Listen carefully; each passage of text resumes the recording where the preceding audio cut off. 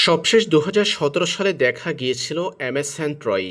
বার্সেলোনার জার্সিতে একসাথে মাঠ মাতিয়েছিলেন লুইস সুয়ারেজ, নেইমার জুনিয়র ও লিওনেল মেসি।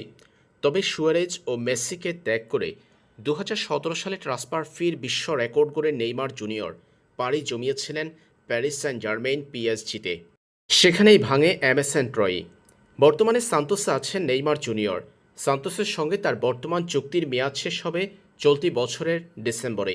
এরপর ফ্রি এজেন্ট হয়ে যাবেন তারকা এই ব্রাজিলিয়ান।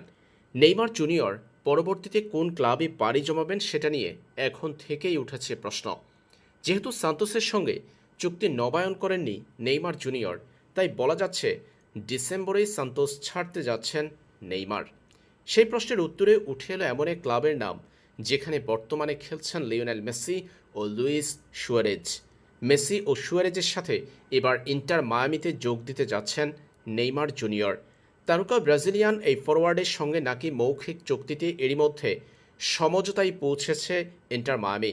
ইন্টার মায়ামিতে একসাথে আবারও দেখা যেতে পারে মেসি, নেইমার ও সুয়ারেজকে। সংবাদ গণমাধ্যমের তথ্যে বলা হচ্ছে নেইমার জুনিয়রের সাথে মৌখিক সমঝোতা হয়েছে ইন্টার মায়ামির। জানুয়ারিতেই হবে চুক্তিতে সই। এরপর নেইমার জুনিয়রকে নতুন মৌসুমে ইন্টার মায়ামির জার্সিতে মেসি ও সুয়ারেজের সাথে দেখা যাবে। এমএসএন ট্রয়ি আবারও হতে যাচ্ছে ইন্টার মায়ামিতে।